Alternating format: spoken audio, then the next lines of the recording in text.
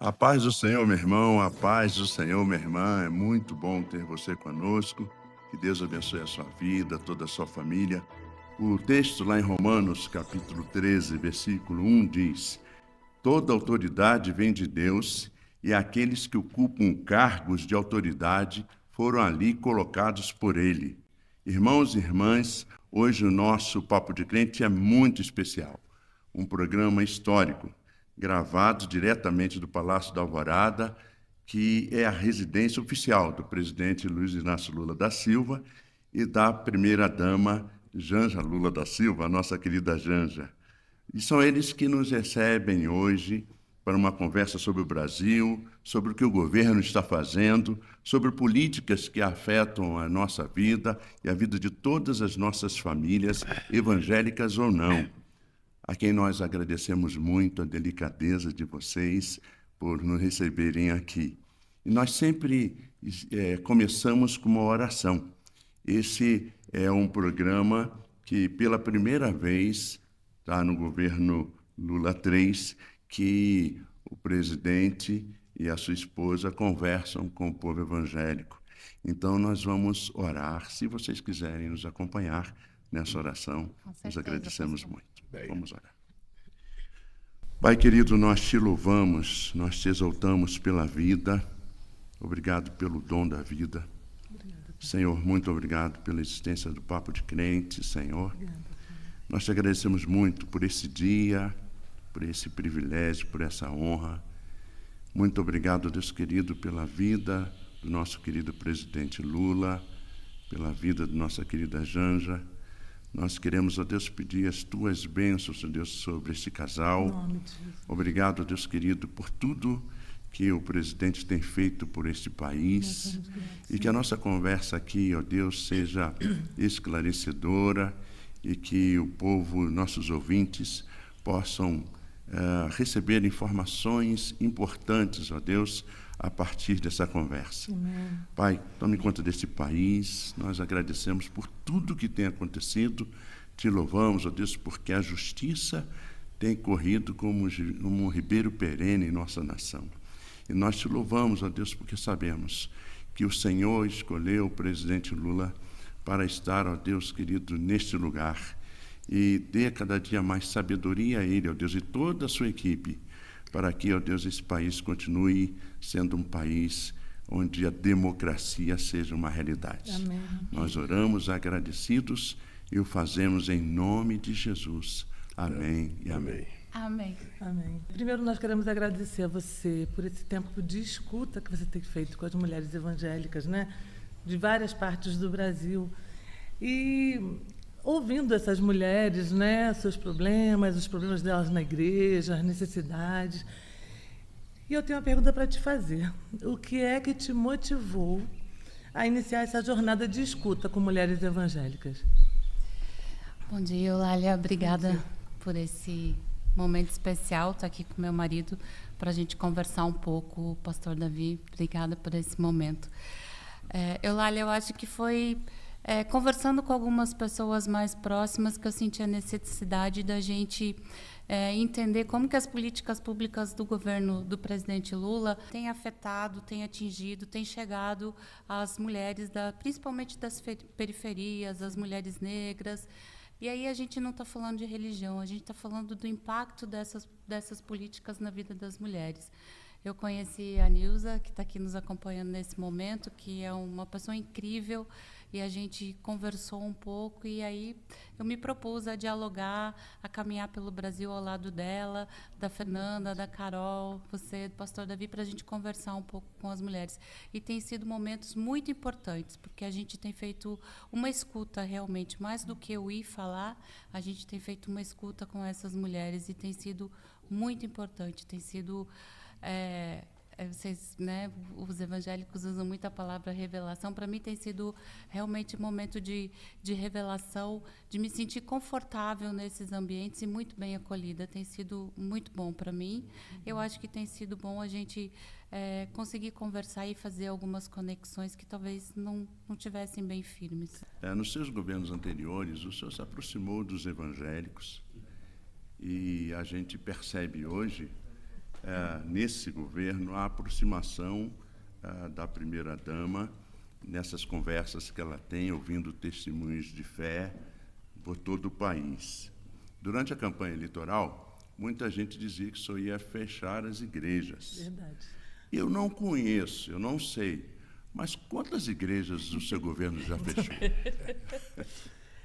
Pastor Davi, eu acho que essa pergunta é muito importante, porque ela vai me permitir restabelecer algumas verdades nesse país. Primeiro, pastor, eu não tenho o hábito de fazer política tentando dividir a sociedade por religião. Eu tento, juntar todo o povo brasileiro, respeitando todas as religiões, e conversar com as pessoas sobre políticas públicas que o Estado brasileiro tem que fazer. Não importa que religião que a pessoa participe, não importa que clube que ele torça, não importa a cor dele, o que importa é o seguinte: ele é gente, é um ser humano e é brasileiro e brasileira, e eu tenho que cuidar deles. Essa é a minha lógica. Por isso que eu sempre disse que eu não gosto de ir numa igreja, em época de campanha. Sinceramente, eu não gosto nem da católica, nem da evangélica, e nenhuma igreja. Porque eu não acho que a gente deva utilizar o nome de Deus em vão. Sim. Eu não acho que a gente deve utilizar a religião eleitoralmente. Sim. A religião é o espaço, momento de você professar a sua fé, de você colocar para fora aquilo que você pensa do ponto de vista espiritual, sim, de você conversar com Deus, de você dizer aquilo que é a verdade que está dentro de você. Então, eu não tento fazer disso política, não tento. Se alguém achar que eu vou ganhar uma eleição porque eu vou numa igreja fazer discurso, esqueça de mim, que eu não vou fazer. Sim. Eu faço para o religioso aonde ele estiver, mas não me faço utilizar uma igreja como palanque, que eu não vou utilizar. Sim.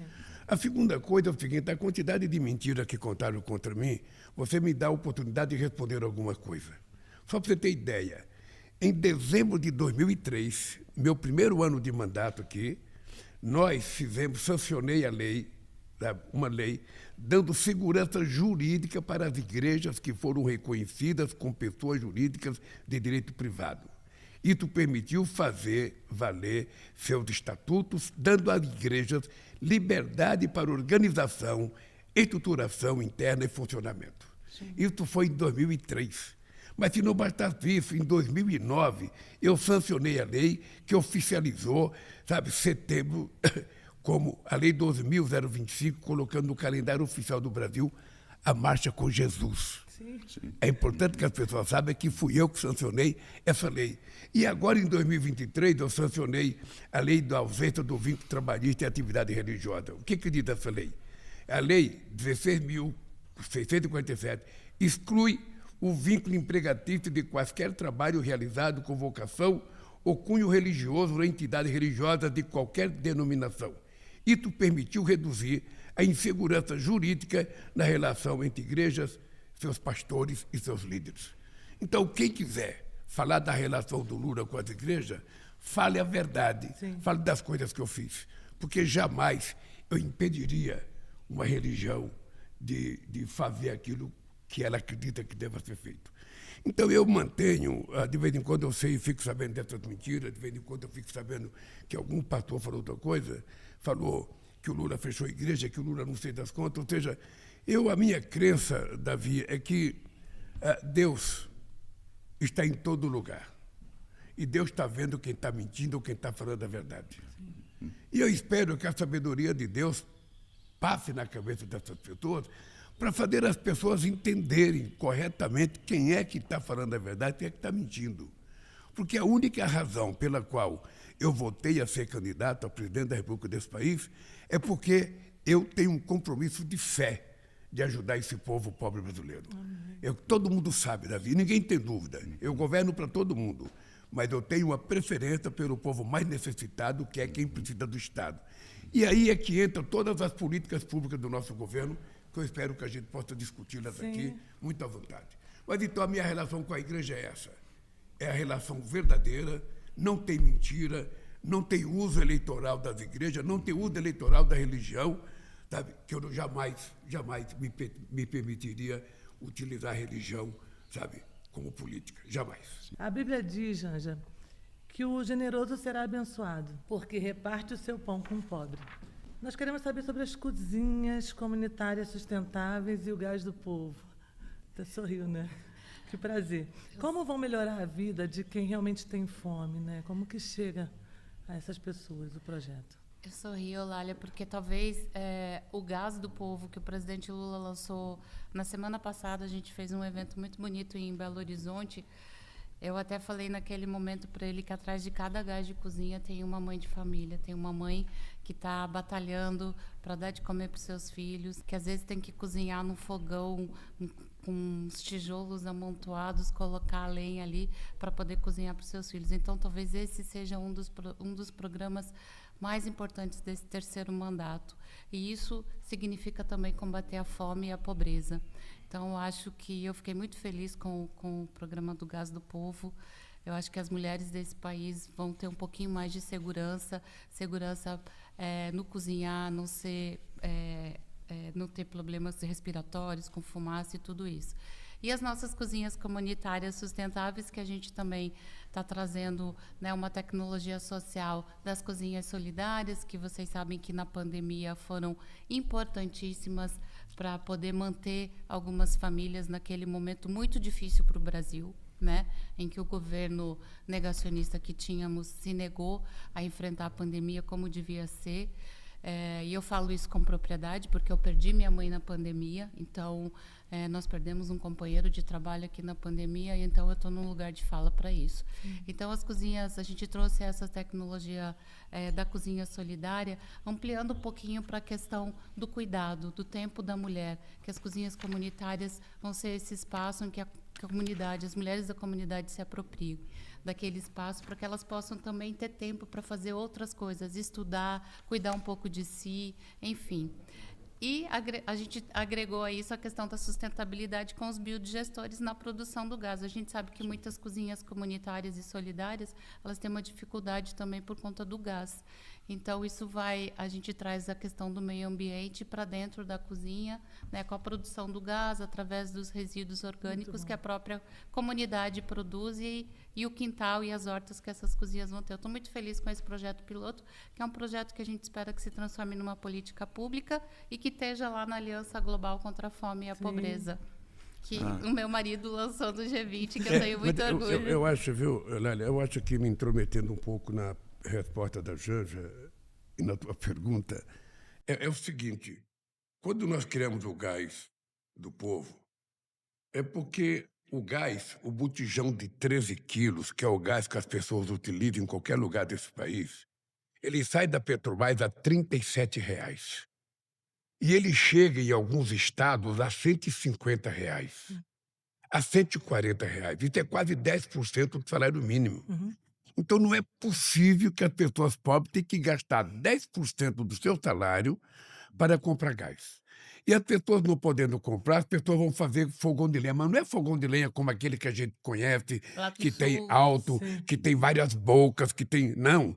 Muitas vezes é 4 ou 5 tijolos, sabe, uma grade em cima, correndo perigo de vida, correndo perigo de se acidentar, ou muitas vezes é colocar álcool, sabe, para cozinhar. Então, nós resolvemos fazer uma coisa. Nós vamos financiar quase 17 milhões de famílias nesse país que estão no Cade Único, vão receber o gás de graça. De graça. E o Estado vai assumir a responsabilidade de custear esse gás para que as pessoas possam ter dignidade, sabe, para comprar comida e para cozinhar comida. Então é isso. Outra coisa que nós fizemos para ajudar o povo pobre foi energia elétrica. Nós agora no Brasil, quem consome até 80 kW de energia por mês não paga nada. Quem consome até 120 paga apenas a diferença. Para quê? Para que a gente possa garantir que sobre mais dinheiro para a pessoa poder comprar o que comer. Tá? Então, essas são medidas que a gente está tomando, que era para atender aquilo que é o cerne da questão, aquilo que é o mais difícil para o povo pobre. Ou seja, você não ter gás. Eu morava num lugar, na Vila Carioca, em São Paulo, eu andava quase 6 quilômetros para ir buscar um botijão de gás na cabeça, quando a minha mãe não tinha 5 cruzeiros para comprar o gás. Então eu sei como é que o povo da periferia sofre. Eu sei como é que a gente sofre quando passa o cara do caminhão do gás gritando lá e você não tem o dinheiro para pegar o gás. Aí depois você tem que descer o morro, Muitas vezes o crime organizado se mete nisso e passa a intermediar o gás. Então, nós criamos essas políticas para ver se a gente consegue fazer com que esse povo mais humilde sofra menos. Sabe? Então, eu tenho certeza que isso são políticas de forma, sabe, de atingir o coração do problema no Brasil. Os mais pobres precisam ser protegidos. E os mais pobres normalmente são moradores da periferia, são pessoas negras, sabe, que são mais humilhadas. Que eu chamo essas pessoas de os invisíveis. Ou seja, a classe política não as vê. Ele só passa a ter importância na época das eleições, que vai todo mundo falar com os pobres na periferia, todo mundo tal. Aí, quando termina as eleições, eles esquecem os pobres e vão jantar com os ricos. Então, essas políticas é para atender aquelas pessoas que eu considero invisíveis. E, para mim, eles são visíveis e eu quero enxergá-los, em primeiro lugar. Depois eu vejo os outros. Pois eu tive fome e vocês me deram de comer. Tive sede e vocês me deram de beber. Fui estrangeiro e vocês me acolheram. Necessitei de roupas e vocês me vestiram. Estive enfermo e vocês cuidaram de mim. Estive preso e vocês me visitaram. Isso foram palavras de Jesus.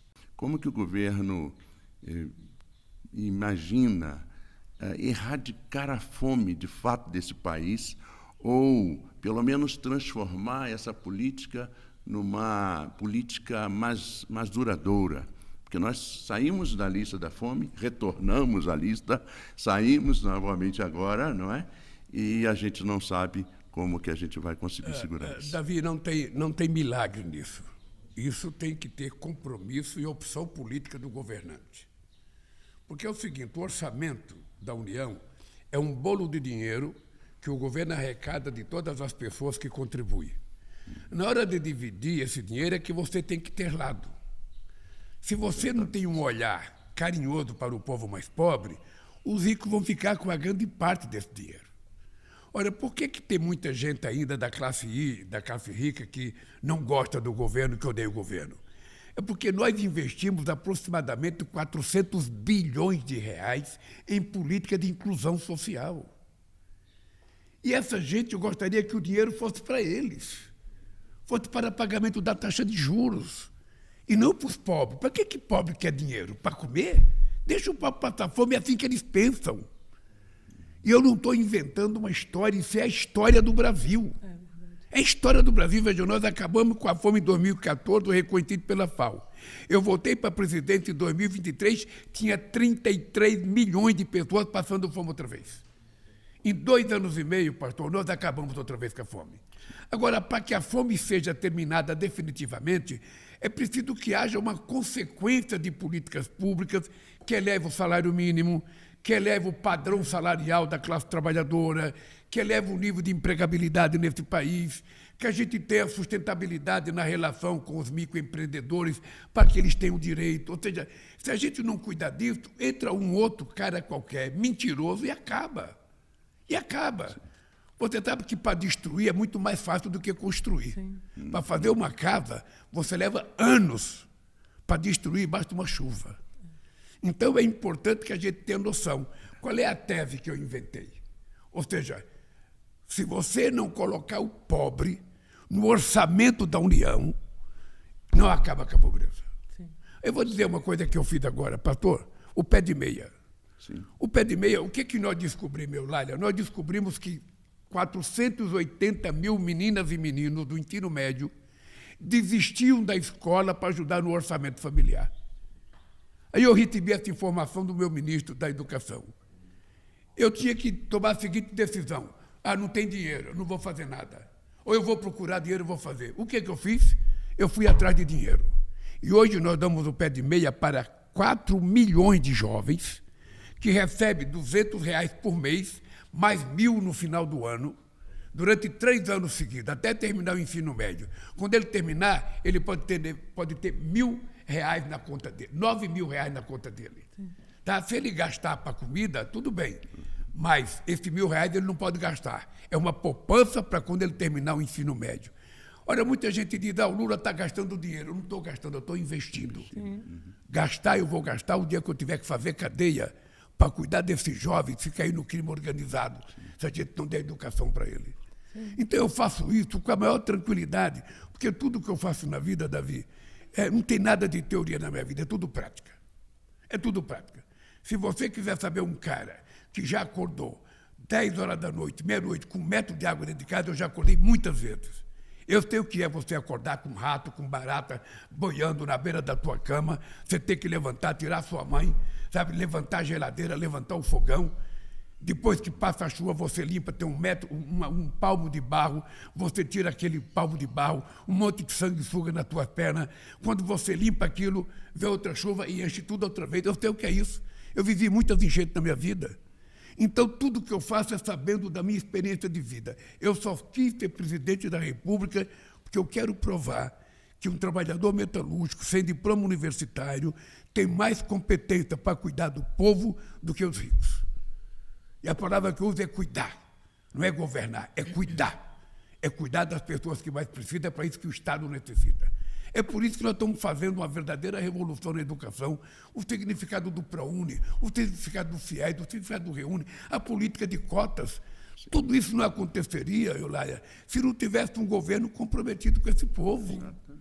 Se não tiver, hoje eu tenho orgulho, Davi. Você vai na USP, a USP é uma universidade de branco, gente, de branco. Você vai na USP, hoje 50% são meninos e meninas negras, muitos da periferia. Qual é o milagre do ProUni? Foi tirar meninos pobres da periferia da escola pública e fazê-los doutor. Você não sabe, Davi, a coisa mais extraordinária que eu encontro por esse país afora são as mães chorando e me agradecendo. Obrigado, Lula, obrigado. A minha filha virou médica, a minha filha virou dentista, a minha filha virou engenheira, a minha filha virou jornalista. Não tem nada mais gratificante do que uma mãe poder dar para o seu filho ou para a sua filha uma formação superior. E por que eu faço isso, Davi? Porque eu não tive um curso superior. Eu não tive oportunidade. E eu quero que o filho dos pobres tenha oportunidade. Sabe? Porque a gente já sabe no Brasil, o rico vai fazer pós-graduação em Sorbonne, vai fazer, sabe, em Nova York, vai fazer em Paris. O pobre, sabe, não tinha faculdade, agora tem. Contar uma coisa para vocês. Você acredita, Davi, que eu sou o único presidente da história do Brasil que não tem um diploma universitário? E sou o presidente que mais fiz universidade na história desse país e mais fiz institutos federais? Tudo isso porque eu quero que o filho do trabalhador e o filho dos mais humildes, o filho da dona de casa, o filho da empregada doméstica, sabe, tenha a oportunidade de disputar uma vaga na universidade com os filhos de qualquer outra pessoa. É isso que eu quero. Ninguém pode ser separado pelo berço que nasceu. Cabe ao Estado dizer, o filho do pastor Davi vai disputar uma vaga com o dono da Volkswagen. Sim. E vença quem for melhor. E o que o governo tem que fazer é dar oportunidade.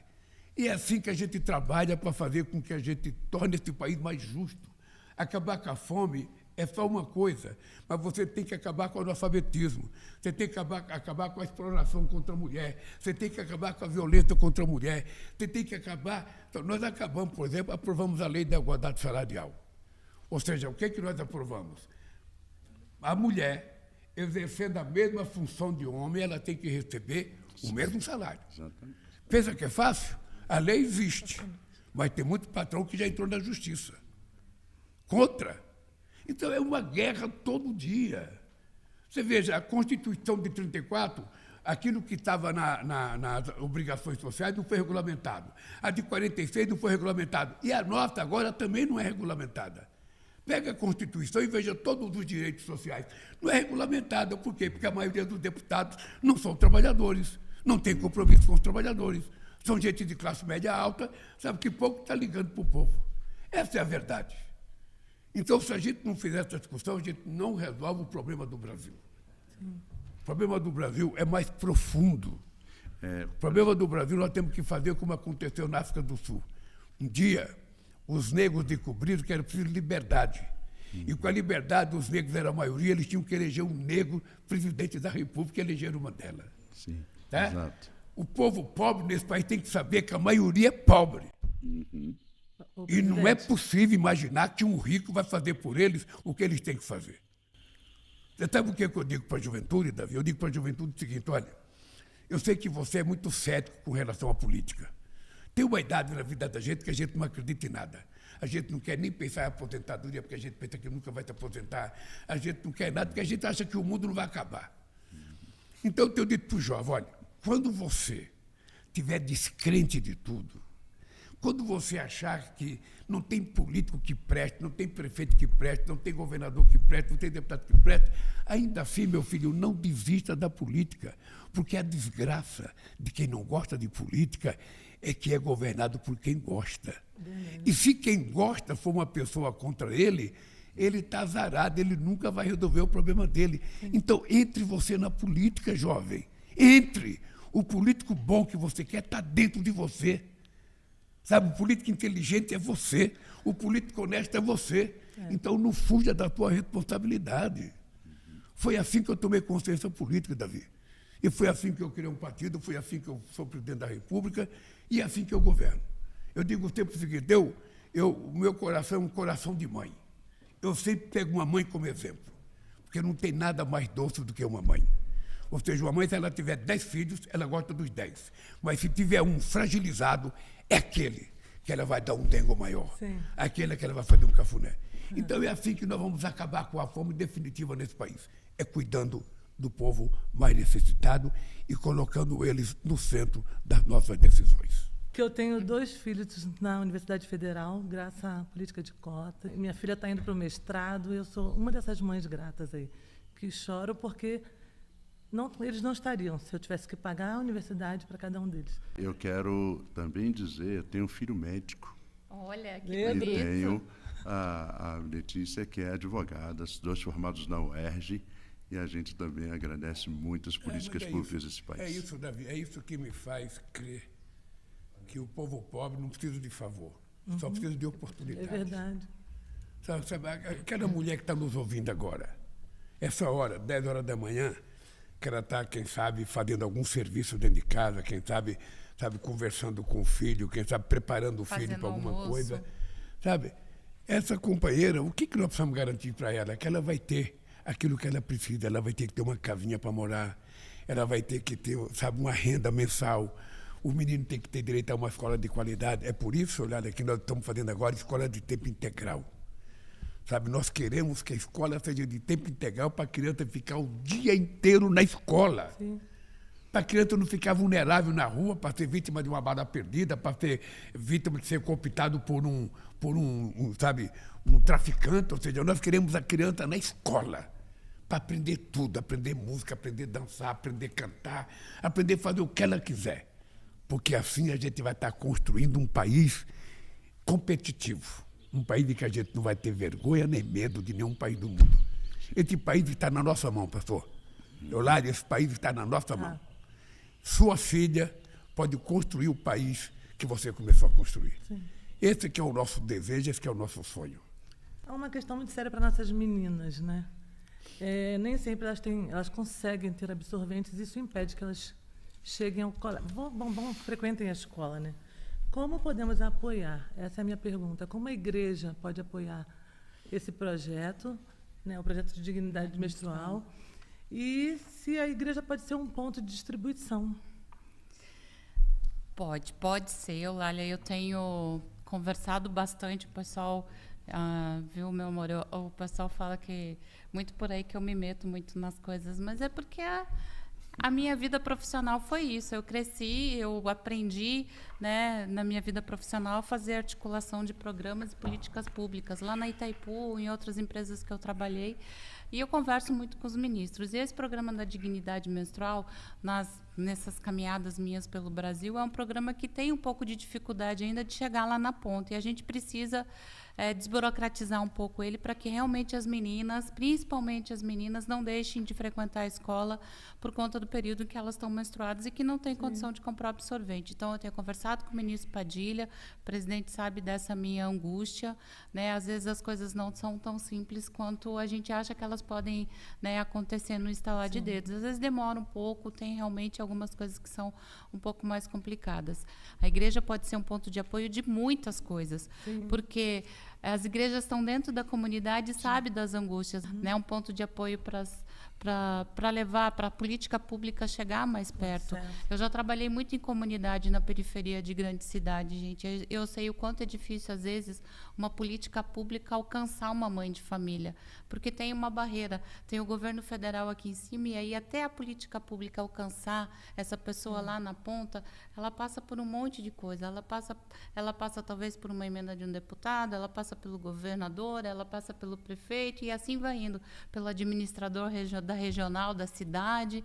Então, eu acho que a gente precisa encontrar mecanismos alternativos em que a gente possa fazer essas políticas públicas chegarem mais perto das pessoas, elas terem mais acesso a essas políticas públicas. A burocracia, o meu marido colocou no dicionário da Academia Francesa a palavra multilateralismo. E eu acho que a gente devia tirar do nosso dicionário a palavra burocracia, que às vezes é difícil. Uma coisa, Violálio, uma coisa Sim, que a Janja me chama a atenção, e só poderia ser ela de me chamar a atenção, porque eu fico com ela de noite, ou seja, é das coisas que a gente decide e muitas vezes não acontece. Sabe? Então, esse negócio da dignidade menstrual é uma coisa simples. Você aprovou a lei garante que as meninas possam ter acesso gratuitamente.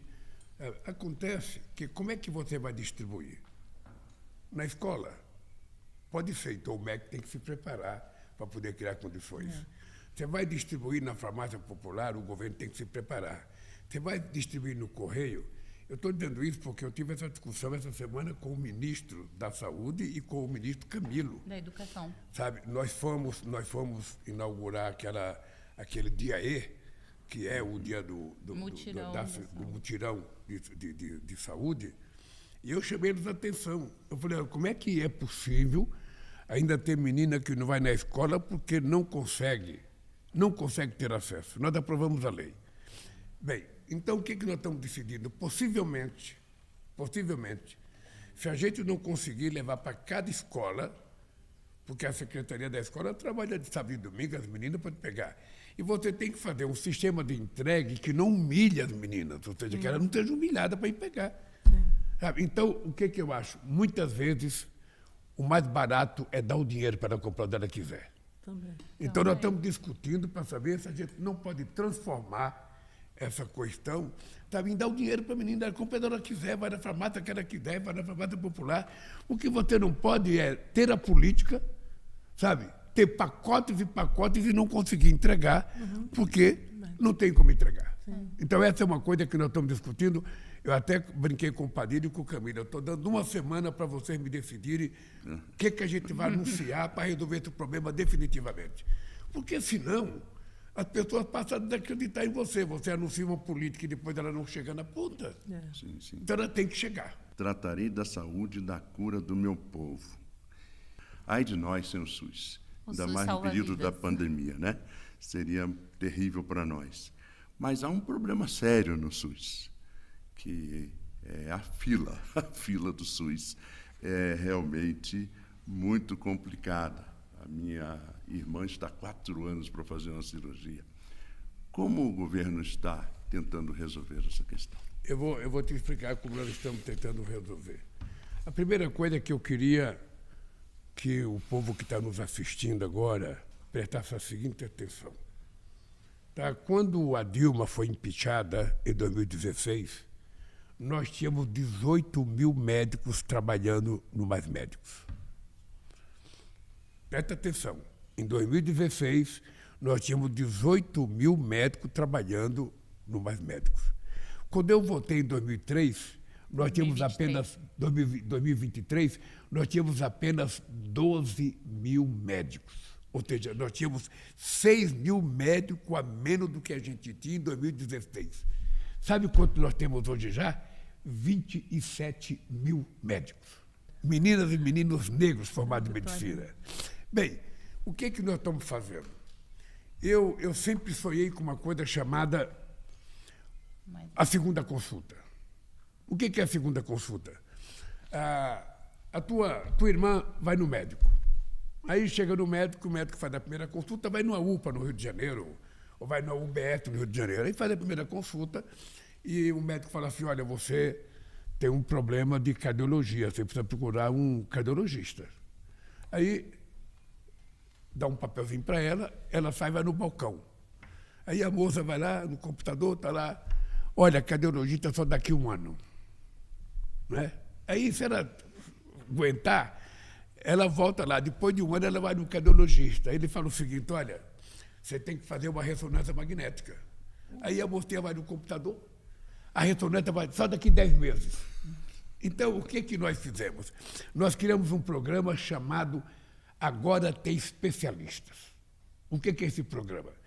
Nós fizemos 2 experiências, mas esse programa é o seguinte, a gente quer que determinadas doenças a pessoa não fique mais de 30 dias esperando. Sabe, que a pessoa tem uma sequência. Vai no médico, vai no especialista e vai na máquina. E, se for necessário, fazer a cirurgia. Tem que ter um tempo de acompanhamento. O que nós estamos fazendo? Nós fizemos a segunda experiência, sabe, de fazer 45 hospitais universitários do Brasil, já 2 sábados seguidos, atendendo todo mundo. 45 hospitais, só para você ter ideia. Domingo a gente fez a nível nacional. Sábado a nível nacional. A gente previa atender 29 mil pessoas. Atendemos 34.290 pessoas no Brasil inteiro. Fizemos 1.666 cirurgias. Tá? Foi 57% a mais do que o outro dia aí que nós fizemos em junho. Fizemos 4.043 consultas especializadas, 225% a mais do que o primeiro. Sim. E exames especializados em terapias, 25.580. Ou seja, nós estamos tentando fazer uma revolução.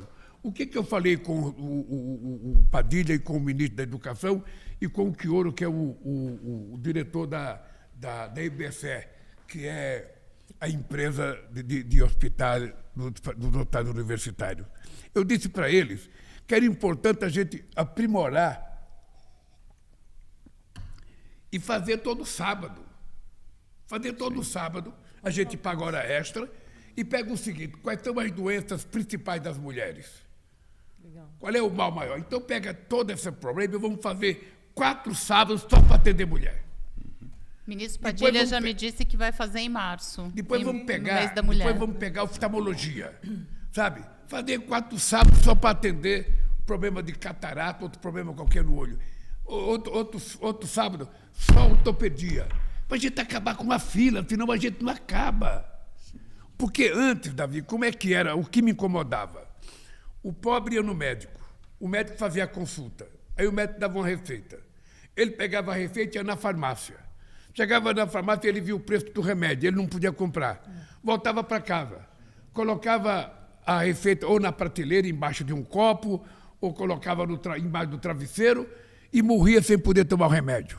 Aí nós criamos uma farmácia popular e a gente distribui 41 remédios de uso contínuo de graça. Então já não é mais por conta do remédio que ele vai morrer. Ele vai ter o remédio de graça. Mas ele precisa da segunda consulta. E a segunda consulta é o tal do especialista. E é isso que nós agora estamos fazendo. Eu tenho fé em Deus. Tenho fé em Deus. Que até o ano que vem a gente vai estar acabando com a fila nesse país. Tenho fé em Deus. Sabe? Eu tenho muita fé. O Padilha está trabalhando demais. E as unidades móveis, né, amor? As carretas. Eu vou te contar outra coisa. Quando eu criei o Brasil Sorridente, o pastor, é porque eu viajava muito o Brasil e eu via muita gente pobre sem dente na frente. E eu resolvi criar um programa chamado Brasil Sorridente. O que eu queria? Eu queria que as pessoas pobres tivessem direito a tratamento de canal, a ortodontia, sabe, que fizesse prótese, sabe? Então, eu criei o programa. Nós temos milhares de agentes de saúde bucal. Agora nós vamos encomendar 800 vans que vão ser laboratório dentário, consultório dentário que vão viajar o Brasil. Chegando aonde tem, vai lá na favela da Maré, no Rio de Janeiro, vai lá em qualquer lugar, escolhe uma favela aí, Complexo do Alemão. Chega lá, vai parar essa Kombi e vai fazer uma escola. Vamos ver o que tem de gente com dente aí. Kombi. A Kombi, amor. A Kombi. É uma van. É uma van. Sabe? E vamos ver. E vamos tratar o dente da pessoa. Sim. Sabe? Vamos fazer a pessoa... Eu tenho um filme que depois eu vou te dar. Eu tenho um filme do que aconteceu no Amapá. Eu fui entregar minha casa, minha vida para a mulher. Aí quando a mulher veio toda sorridente, ela não tinha nenhum dente na boca. Aí eu chamei o governador, falei, governador, não tem o Brasil Sorridente aqui? Ele falou, tem. A mulher dele era dentista. Eu falei, por que não cuida da boca dessa mulher? Sim. Agora mandou um filme para mim. Fizeram uma prótese para a mulher, ela está maravilhosa. O sorriso dela com a coisa. É isso, Davi, que nós precisamos garantir para o povo, cara. Aquilo que é necessário. Sim. Então, nós estamos fazendo um trabalho muito grande. Sabe? A Nívia começou a organizar esse mais especialista, o Padilha está colocando em prática agora. Eu tenho certeza que vai ser o maior sucesso. Eu fui no hospital domingo, você não tem noção da emoção das pessoas. Tinha um companheiro com câncer de pele que estava um caroço na cabeça dele. Eu perguntei, como é que você deixa criar um caroço desse? Eu não sabia, não sei das quantas. Outro tinha um caroço no nariz, no câncer de pele, que estava crando assim. Falei, como é que você deixa assim? Eu não sabia, ninguém nunca me falou. Você percebe a falta de informação? Ele falou que ele foi lá para consultar e já ficou para cirurgia. Ele estava ligando para a família, dizendo, eu vim aqui para consultar e eu já vou operar. A falta de informação é muito grande, Eulália. Então, um programa como o de vocês precisa ajudar, orientar. Sim. E aí, se a gente tiver que utilizar as igrejas, tem que utilizar as igrejas. Sim. Sabe, os pastores podem ajudar, os fiéis podem ajudar. É preciso fazer um verdadeiro mutirão para a gente acabar com a desigualdade nesse país. A desigualdade de raça, a desigualdade de gênero, a desigualdade de salário, a desigualdade de educação, a desigualdade na saúde. Tudo está desigual nesse país. Sim. Então, Eulália, é o seguinte, se a gente quiser, a gente faz. Nós vamos fazer juntos. Sabe, eu acho o seguinte, Deus já me deu 2 braços, 2 pernas, 2 olhos, 2 ouvidos e me deu uma cabeça para pensar. Agora depende de mim. Deus já fez o que deveria fazer. Nós sabemos, né, que uma casa só se torna um lar quando tem infraestrutura, saneamento e serviços básicos. Quais iniciativas você tem acompanhado que integram habitação, urbanização e qualidade de vida para as famílias de todo o país? Eu acho que o programa Minha Casa Minha Vida é um início, né, para a família que não tem a casa poder acessar uma moradia digna. Eu acho que a palavra que o meu marido usa, dignidade, ela é muito forte. Porque as pessoas não querem ter uma casa milionária, elas querem ter dignidade, elas querem ter um teto para os seus filhos poderem tomar um banho, né, poderem tranquilamente estudar, ter uma escola decente. Eu acho que a gente tem que fazer um empenho para que todas as políticas públicas efetivamente cheguem. Muitas políticas públicas, elas são gestionadas pelos prefeitos, né, pelas prefeituras municipais, a maioria delas do governo federal. Então, a gente precisa fazer também com que os prefeitos consigam que essas políticas públicas sejam eficientes lá na ponta. A gente tem o Minha Casa Minha Vida com biblioteca, a gente está agregando outras coisas no Minha Casa Minha Vida. Saneamento básico ainda é um problema sério no Brasil. A gente descobriu, né, amor, que a gente tem 4 milhões de pessoas que não têm a unidade sanitária, não tem um banheiro em casa. A gente está trabalhando para que zere isso, né? Uhum. Então, ainda a gente tem muita dificuldade. Eu vou dar um exemplo, Eulália. O Brasil é muito grande. Quando a gente fica no nosso mundo, no nosso território, a gente não tem a noção do tamanho que o Brasil é. Quando eu sou embaixadora da alimentação escolar, e eu falo muito sobre a questão da alimentação escolar. Quando eu falo fora do Brasil, num evento que o Brasil alimenta diariamente 40 milhões de jovens, de crianças e jovens, o pessoal fica de queixo caído, porque é um desafio, né, amor, fazer essa política pública realmente chegar na ponta. E a alimentação escolar é uma estratégia que a gente tem para o Brasil sair do mapa da fome, como saiu agora. Né? O presidente voltou e deu reajuste na alimentação escolar, que estava há 10 anos parada o valor. Realmente as crianças estavam comendo só suco com bolacha, maisena. Hoje não, a gente vai nas escolas e vê uma alimentação saudável. Então, eu acho que essas políticas públicas, ela depende muito da vontade política do governador, do governo municipal, principalmente, de fazer acontecer. E a população tem mecanismos também para fazer essa fiscalização. A gente tem um site que chama Comunica BR, onde a população pode acessar qualquer coisa do seu município, quantos agentes de saúde tem, quanto de dinheiro a prefeitura está recebendo para a saúde, para a educação ou para as outras obras. Então, isso é importante que a população realmente fiscalize. Vocês, pastores nas igrejas ou em qualquer templo de fé, fale isso para a população, dizer, vocês podem fiscalizar. Se a população, se aquela comunidade está sentindo falta de uma creche, se as mães estão sentindo falta de creche, vão lá olhar, ver quanto de recurso o Ministério da Educação colocou, de infraestrutura colocou para a construção de creche naquela cidade. Isso é importante, porque às vezes o dinheiro fica parado lá, sem ser efetivamente utilizado. Então, isso é importante. Davi, uma coisa importante. Complemento presidencial da minha resposta. Há uma coisa importante nesse negócio da moradia, que é o seguinte. Nós criamos, em 2009, o maior programa habitacional já feito na história desse país, que é o programa Minha Casa Minha Vida. Tá? Quando eu votei agora, esse programa estava paralisado. Só para você ter ideia, nós encontramos 153 mil casas paralisadas, algumas ainda do governo Dilma. Eu vou repetir. Algumas do seu governo. Hein? Ou seja, casas que tinham sido começadas a fazer em 2011, 2012, paralisadas.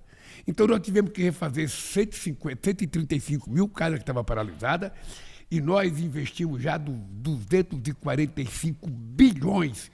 Eu sei que quando eu falo bilhões, para o povo entender a quantia que é, mas é muito dinheiro para fazer 1.670.000 novas moradias. E até o final do ano vamos contratar 3 milhões de casas. E qual é o chique? Qual é o chique? Sim. O chique é que agora as casas, os conjuntos habitacionais vão ter biblioteca. E qual é o chique? É que as casas agora vão ter varandinha. Tem que ter uma varanda, cara. Tem que ter a varanda. Eu não vou te contar a história do Rio de Janeiro da varanda, porque você pode não gostar. É o papo de crente. Você pode não gostar.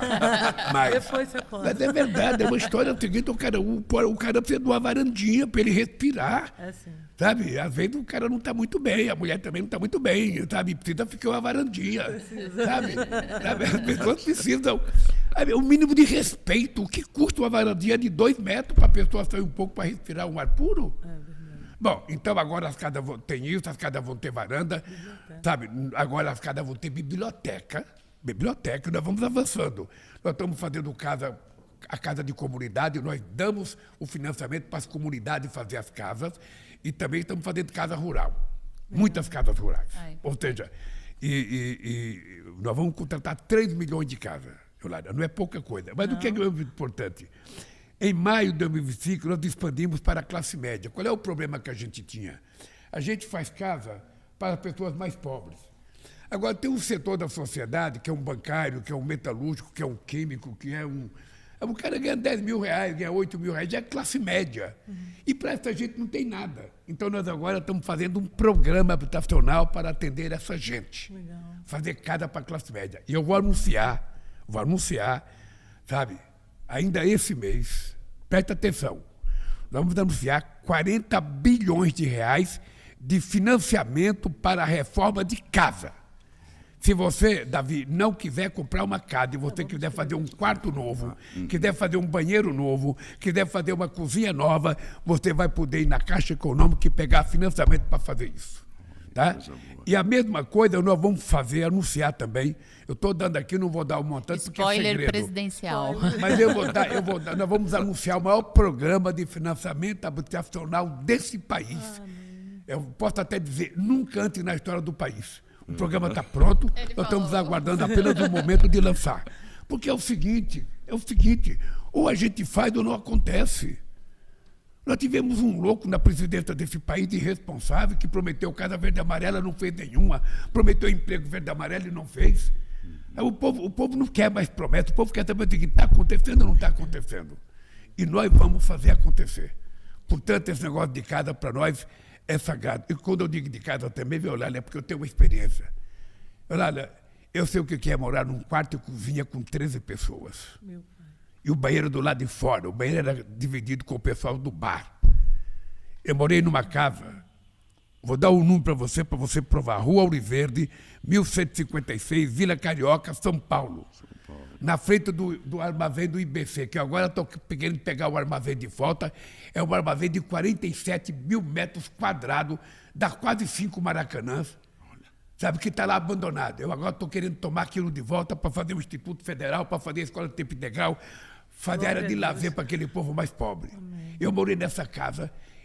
Era um cortiço, a gente morava em 27 pessoas, com um banheiro só, que não tinha vaso sanitário, você tinha que ficar agachado, não tinha descarga, você tinha que levar o bote para dar descarga, não tinha chuveiro, você tinha que levar o bote para tomar banho gelado. E 27 pessoas levantavam cedo para usar o mesmo banheiro. Você imagina o inferno que era a vida da gente. E eu sobrevivi. Sim. Eu vivia numa miséria tão grande, olhada, que a gente não tinha dinheiro para comprar cerveja, a gente comprava cerveja quente no supermercado, que era mais barato. Sim. Colocava dentro do balde, descia no posto, deixava meia hora lá no fundo para depois a gente beber, porque eu não tinha nem geladeira, cara. Então eu sei o que passa o povo humilde desse país, cara. Sim. Eu sei o que passa uma família no final de semana em casa com o marido, não tem lazer, não tem dinheiro para fazer as coisas, sabe? Então, meu cara, é o seguinte: se depender de mim, nós vamos dar uma solução definitiva nesse negócio. Não dá para fazer num dia, nem num ano. Nós temos problemas acumulados de 5 séculos. Nós vamos ter que levar o tempo, mas que nós vamos consertar, vamos. E a gente teve que reconstruir o país, sabe né? o que eu sonho, Davi? Eu sonho com um país de classe média. Eu sonho com um país de classe média. Eu não quero que o trabalhador tenha nada mais do que ele merece. É isso. Ele tem que comprar o produto que ele fabrica, ele tem que se vestir bem, ele tem que comer bem, ele tem que morar bem. Sabe, é isso que eu quero. O que eu quero? Nada. Eu não quero luxo. Eu quero o mínimo para viver dignamente com a minha família. Amém. O pai sair com a família no final de semana, ir num restaurante para comer alguma coisa diferente, levar o filho para passear. Sabe? É tudo que eu quero. Sim. É tudo que eu quero. E eu quero porque eu já passei por isso. Uhum. Eu ganhei meu primeiro presente na vida com 17 anos porque eu mesmo me comprei. O único presente que eu ganhei na vida foi eu que me comprei. Então eu sei como é que o povo sofre, eu sei o que é o rico comprando coisa na loja dia de Natal e o pobre passeando com a sacola vazia do lado, olhando, sem poder comprar. Então eu sei como é que a gente volta para casa.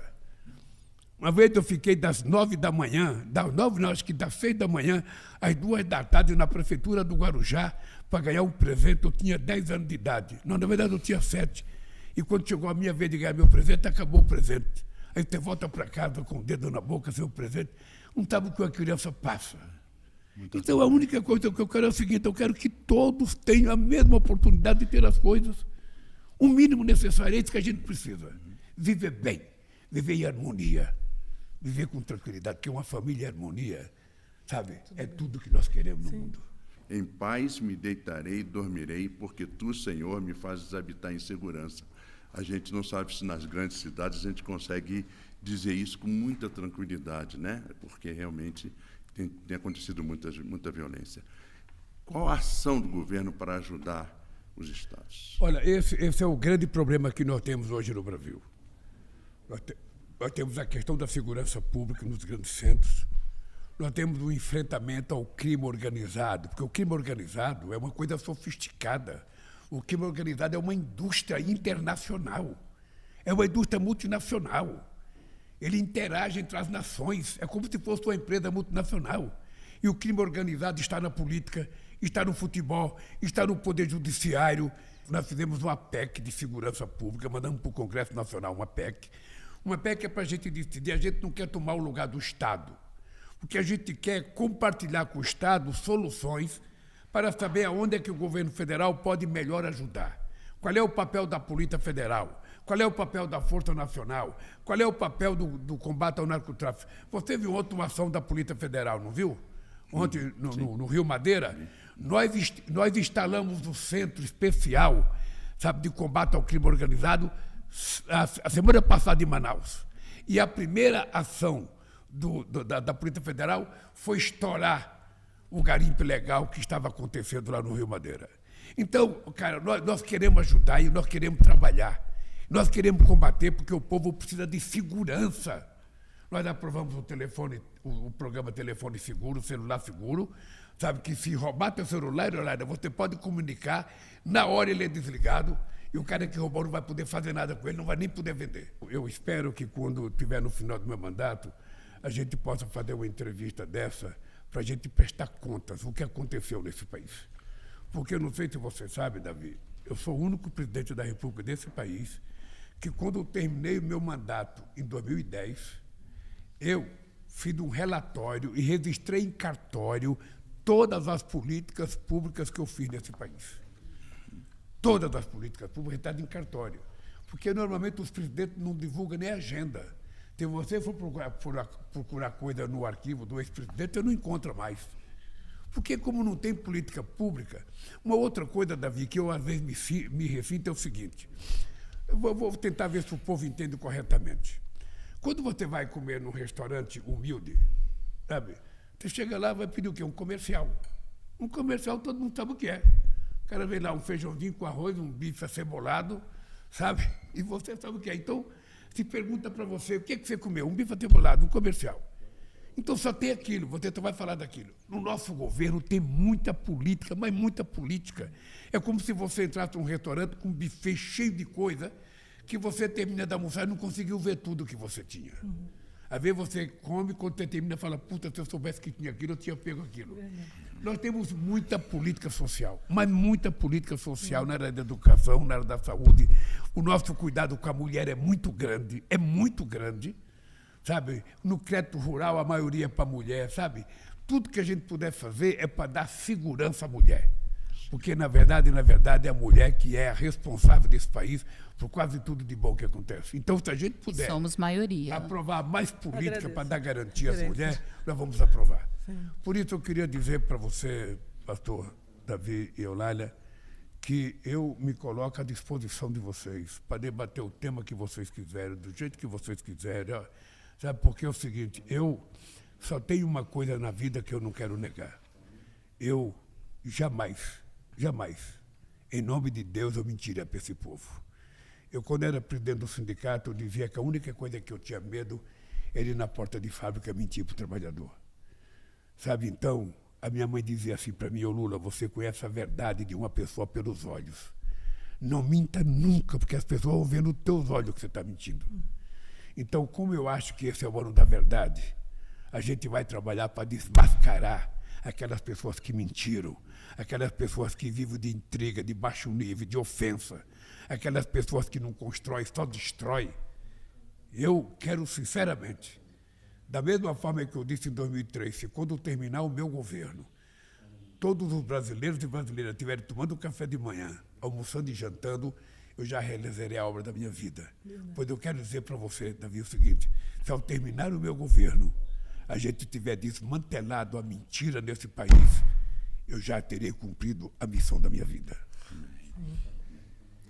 Nós queremos expressar nossa gratidão a vocês, tá, por terem dispensado esse tempo para falar com o povo do Papo de Crente, né, e compartilhar os compromissos, né, que vocês têm com o povo brasileiro, que alcança todos os evangélicos, né, que nós somos maioria preta, pobre, né, e evangélicos pretos e pobres. Nós te agradecemos muito, né, essa atenção de vocês. Nós terminamos sempre o nosso programa com uma bênção. E eu vou dizê-la aqui, que é uma realidade nossa como servos do Senhor. Então, vamos a ela. Que o Senhor lhes abençoe e lhes guarde. Que o Senhor faça resplandecer sobre vocês o seu rosto e tenha misericórdia de vocês. Amém. Que o Senhor sobre vocês levante o seu rosto e vos dê a paz. Amém. Que Deus os abençoe. Amém. Até o próximo Papo de Crente. Eulália, dá uma palhinha. Não. Vai cantar comigo? Vamos lá. Deus cuida de mim, na sombra das tuas asas, Deus cuida de mim. Eu amo a sua casa e não ando sozinha, não estou sozinha, pois sei, Deus cuida de mim. E o Lula também. Amém.